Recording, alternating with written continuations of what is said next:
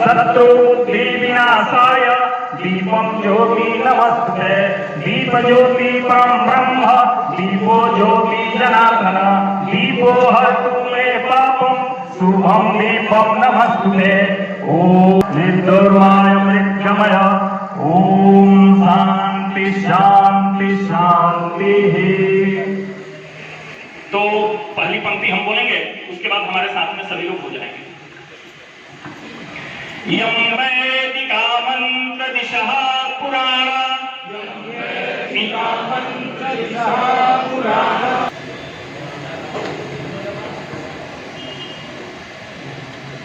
और मैं आमंत्रित करता हूं हमारे अभिभावक शंभू चौरसिया जी का, आप मंच पर आएं और हमारे नगर अध्यक्ष ओम प्रकाश जी, प्रोफेसर ओम प्रकाश जी को अंगवस्त्र देकर सम्मानित करें।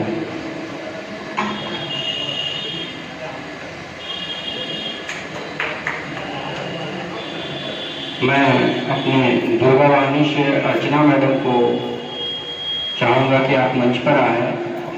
अर्चना दीदी को मैं चाहूँगा कि मंच पर आए और सम्मानित करें विभा मैडम को, विभा दीदी को।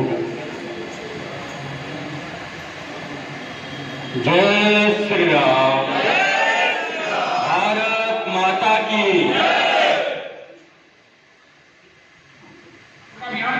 तहे दिल से धन्यवाद करते हैं। यह हमारा प्रोग्राम 60 साल आज हमारे संस्था को हो गया है।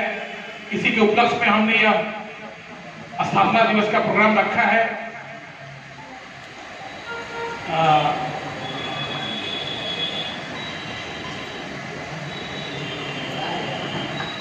बहुत हर्ष हो रहा है कि आज से 60 साल पहले 1964 में हमारी एक बैठक हुई थी, जिसमें विश्व हिंदू परिषद की स्थापना हुई थी। यह बैठक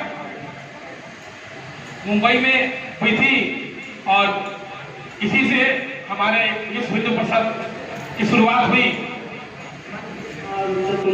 बेगम जितेन्द्रियं बोधिमतां वरिष्ठं वातात्मजं वानरयूथमुख्यं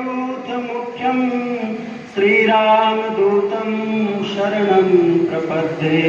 श्रीकृष्णदूतं शरणं प्रपद्ये। श्रीशिवदूतं शरणं प्रपद्ये।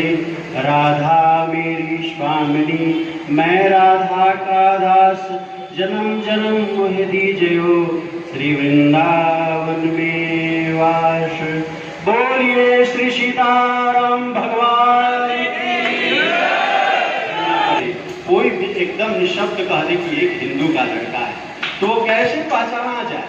तो कहीं ना कहीं हमारा पहनावा, रहन सहन, खान पान को लेकर पहचाना जाए।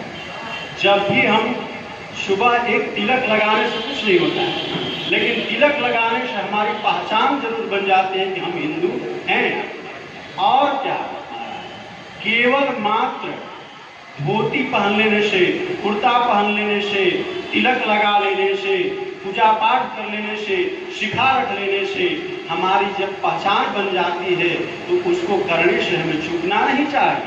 वही हमारा असली पहचान है। बाद में तो और कुछ देखा जाता है, लेकिन सर्वप्रथम आप अपनी भी भाषा में कहते हैं कि भेषे भीख मिले। तो भेष से ही पहचाना जा सकता है कि आप कौन हैं। तो पहले हमें भेष की आवश्यकता है।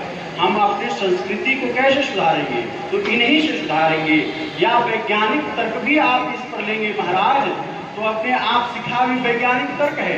जैसे एक टीवी का सिग्नल बनाने के लिए एंटीना तैयार किया जाता है, उसी प्रकार हमारे शरीर का सिग्नल यह शिखा से ही होता है। शिखा होती है तो हमारा दिमाग ऑटोमेटिक अच्छा कार्य करने लगता है। इसलिए एक सिग्नल की जरूरत है। वो सिग्नल हमारे शरीर में एक शिखा है। वह सिग्नल हमारा तिलक है, जो हमारा त्रिनेत्र पे, जो हम लोग का भी तीसरा नेत्र होता है, लेकिन वहाँ तिलक लगाने से वहाँ शब्द पूजा पाठ कर लेने से, भगवान का चंदन लेपन कर देने से और चंदन को लगाने से वह तिलक, वह त्रिनेत्र हमारे अंदर भी जागृत होती है, जिससे हमारे अंदर ज्ञान होता है। तो अपने आप ज्ञान की बातें तो हम आप बहुत जानते हैं, क्योंकि आजकल बहुत पढ़े लिखा समाज है, उसको बताने की जरूरत नहीं पड़ती है। लेकिन फिर भी अगर हम इन पर ध्यान दिया जाए तो इस हिंदुत्व को, विश्व हिंदू को और आगे हम लोग लेकर जा सकते हैं। समरांगण में कहा था, धर्म संस्थापनार्थाय संभवामि युगे युगे।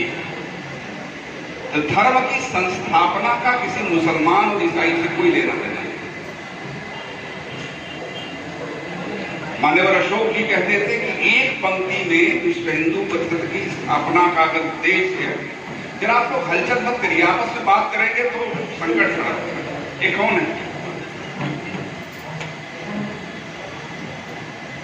एक पंक्ति में अगर विश्व हिंदू परिषद की स्थापना का उद्देश्य बताना हो तो बताना चाहिए कि हिंदू जीवन मूल्यों के प्रति आस्था रखने वाली अजेय हिंदू शक्ति खड़ा करेंगे विश्व के कल्याणार्थ। तो केवल भारत के कल्याण के लिए नहीं, केवल हिंदू के कल्याण के लिए नहीं, विश्व के कल्याण के लिए हिंदू का संगठन आवश्यक है। क्योंकि दुनिया में जो तीन विचार चल रहे हैं मुख्य रूप से, एक विचार कहता है कि संपूर्ण दुनिया को ईसाई बन जाना चाहिए, क्योंकि जो ईसा की शरण में नहीं जाएगा वह पाप मुक्त नहीं होगा। तो पूरी दुनिया को ईसाई बनाने का लक्ष्य उनका है। उनकी दुनिया, इनको पानी पिला दीजिए, जगा दीजिए।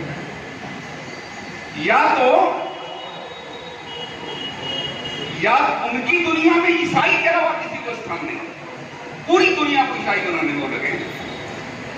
एक विचार है जो कहता है कि संपूर्ण धरती अल्लाह की है, इसे अल्लाह के पास होना चाहिए। तो उनकी दुनिया में मुसलमान के अलावा किसी को जगह नहीं।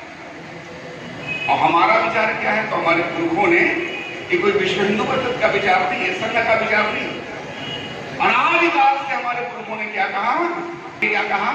सर्वे भवन्तु सुखिनः, सर्वे सन्तु निरामयाः, सर्वे भद्राणि पश्यन्तु, मा कश्चित् दुःखभाग् भवेत्। सभी सुखी हो, सभी रोग मुक्त हो, सभी सुखी हो, मुसलमान को छोड़कर ऐसा नहीं बोला, सभी सुखी हो, ईसाई को छोड़कर नहीं बोला। तो वह विचार जो संपूर्ण दुनिया को कुटुंब मानता है, संपूर्ण दुनिया को श्रेष्ठ बनाने की कामना करता है, सबके सुखी और रोगमुक्त होने की कामना करता है, वह विचार रहेगा तभी दुनिया रहेगी। और वह विचार कब रहेगा? जब उस विचार को मानने वाले रहेंगे। तो दुनिया अगर बचानी है तो उस विचार को बचाना है। आपको कार्यकर्ता है